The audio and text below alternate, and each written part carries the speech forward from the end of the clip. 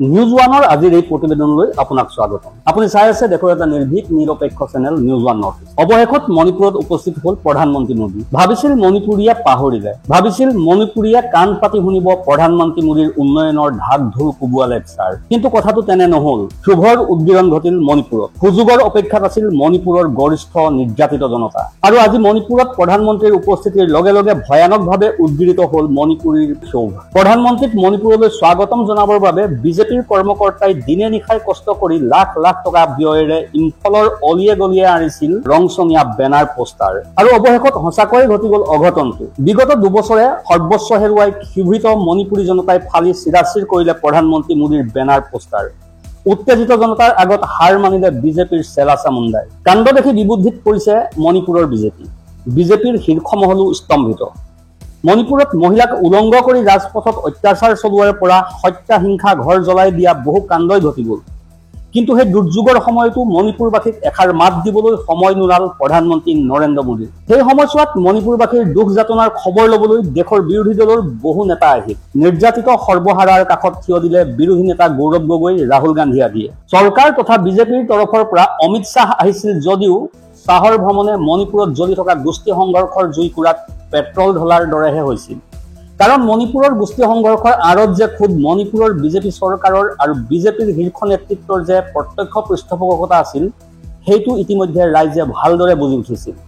কাৰণ ইতিমধ্যে প্ৰতিষ্ঠিত সংবাদ মাধ্যম দ্য ৱায়াৰে মণিপুৰৰ কুকিমেইতে জনগোষ্ঠীৰ মাজত গোষ্ঠী সংঘৰ্ষৰ লগোৱাৰ আঁৰত যে মণিপুৰৰ মুখ্যমন্ত্ৰী এন বীৰেন সিং সম্পূৰ্ণৰূপে জড়িত আছিল, ইয়াক তথ্যসহ ফাদিল কৰিছিল। আৰু ফাদিল কৰিছিল এই গোষ্ঠী সংঘৰ্ষৰ পৃষ্ঠপোষক গৃহমন্ত্ৰী অমিত শ্বাহৰ বাৰ্তালাপ। अमित शाह ने सिला अब बीरेन जी हाँ सर, अरे तुम बॉम्ब मारता है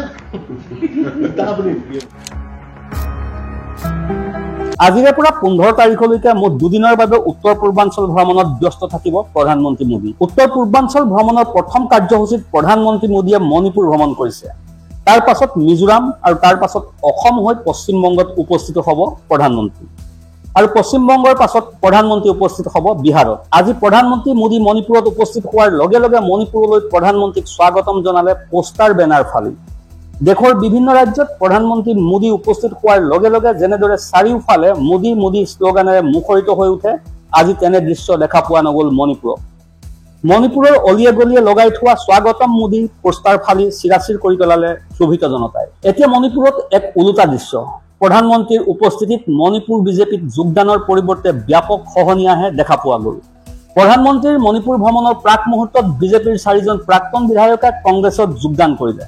আৰু আজি মণিপুৰত প্ৰধানমন্ত্ৰীৰ উপস্থিতিতে বিজেপি ত্যাগ কৰি কংগ্ৰেছত যোগদান কৰিলে শ শ বিজেপি সদস্যই। ইপিনে গত দেওবাৰে মণিপুৰৰ উখৰুল জিলাৰ পুংগাৰ অঞ্চলত ভাৰতীয় জনতা পাৰ্টীৰ 43জন সদস্যই বিজেপি ত্যাগ কৰি কংগ্ৰেছত যোগদান কৰে। এতিয়া মণিপুৰীৰ প্ৰশ্ন, গত দুবছৰে মণিপুৰ জ্বলি থকাৰ সময়ত প্ৰধানমন্ত্ৰী এবাৰো মণিপুৰলৈ নাহিল কিয়? পৃথিৱীৰ বিভিন্ন ৰাষ্ট্ৰ ভ্ৰমণ প্ৰধানমন্ত্ৰী মোদীয়ে কৰিব পাৰে, কিন্তু মণিপুৰ জ্বলি থকা সময়ত মণিপুৰলৈ আহিব নোৱাৰে। এনেকুৱা দেশলৈ প্ৰধানমন্ত্ৰী মোদী গৈছে যলৈ আজিলৈকে ভাৰতৰ কোনো প্ৰধানমন্ত্ৰী যোৱাই নাই। আনকি চীন পৰ্যন্ত ভ্ৰমণ কৰিছে প্ৰধানমন্ত্ৰী মোদীয়ে, যাক আমি শত্ৰু দেশ বুলি গণ্য কৰোঁ। কিন্তু দুৰ্যোগত জৰ্জৰিত মণিপুৰলৈ এবাৰৰ বাবে হলেও যাবলৈ সময় নোলাল প্ৰধানমন্ত্ৰী মোদীৰ। আৰু এতিয়াহে প্ৰধানমন্ত্ৰীয়ে মণিপুৰ ভ্ৰমণৰ সময় ওলাল। সেয়েহে গোষ্ঠীগত সংঘৰ্ষত বিধ্বস্ত হোৱা জনতাই এফালৰ পৰা ফালিলে প্ৰধানমন্ত্ৰীৰ পোষ্টাৰ ফেষ্টন। দৈনিক ভাস্কৰৰ এই প্ৰতিবেদনলৈ মন কৰক।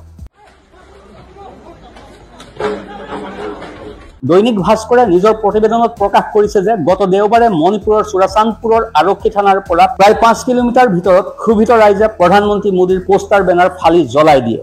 প্ৰিয় দৰ্শক, আপুনি চাওক, মণিপুৰত ডাবল ইঞ্জিনৰ চৰকাৰ আছিল আৰু এতিয়াও আছে বুলিয়ে ক'ব পাৰি। কিন্তু তথাপিও মণিপুৰত উন্নয়ন স্থবিৰ, ল এণ্ড অৰ্ডাৰ পৰিস্থিতি বিধ্বস্ত। আপুনি চাওক, এটা সময় আছিল যেতিয়া মণিপুৰৰ মুখ্যমন্ত্ৰী এন বীৰেন সিঙে পদত্যাগ কৰিবলৈ ৰাজ্যপালৰ ওচৰলৈ যাব ওলাইছিল। তেতিয়া গেটত থকা একাংশ জনতাই মুখ্যমন্ত্ৰীৰ হাতৰ পৰা পদত্যাগ পত্ৰখন লৈ ফালি পেলাইছিল। বীৰেন সিঙক পদত্যাগ কৰিবলৈ দিয়া নাছিল সাধাৰণ জনতাই। কিন্তু এতিয়াৰ পৰিস্থিতি বেলেগ। জনতা থাকিব বিচৰা নাই বিজেপিৰ সৈতে। মানে পূৰ্বতে বীৰেন সিঙৰ পদত্যাগ পত্ৰ ফলা কাৰবাৰটো প্লেনিংহে আছিল। আজিও মণিপুৰ শান্ত হৈ উঠা নাই। মণিপুৰত সাধাৰণ ৰাইজৰ স্বাভাৱিক জীৱন যাত্ৰা আজিও সম্পূৰ্ণ ব্যাহত অৱস্থাতে আছে। আৰু তেনে অৱস্থাত মণিপুৰৰ ৰাজধানী ইম্ফলত বিজেপি কৰ্মীয়ে কিহৰ ভিত্তিত প্ৰধানমন্ত্ৰীক উদ্দেশ্যি থেংক ইউ বেনাৰ পোষ্টাৰ লগাইছিল? যিবোৰ ইতিমধ্যে ক্ষোভিত জনতাই ফালি জ্বলাই দিছে। পাঞ্জাবত বানপানীয়ে ধ্বংসলীলা সৃষ্টি কৰিলে, তথাপিও প্ৰধানমন্ত্ৰী মোদী সময়মতে নগ'ল। কাশ্মীৰৰ পেহেলগামত সন্ত্ৰাসবাদীয়ে বৰ্বৰ নৰহত্যা কৰি গ'ল, প্ৰধানমন্ত্ৰী মোদী নগ'ল। তাৰ পৰিৱৰ্তে বিহাৰত নিৰ্বাচনী সভা কৰিবলৈহে গ'ল। কৃষক বিদ্ৰোহ হ'ল নৱেম্বৰ 2020ৰ পৰা 2021লৈ। মুঠ 380 দিন ধৰি চলিছিল কৃষকৰ এই আন্দোলন। বহু কৃষকৰ প্ৰাণ গ'ল এই আন্দোলনত। কিন্তু যেতিয়া পৰিস্থিতি ভয়ংকৰ হৈ উঠিল, তেতিয়াহে প্ৰধানমন্ত্ৰী মোদীয়ে ঘোষণা কৰিলে যে আইনখন প্ৰত্যাহাৰ কৰা হ'ব।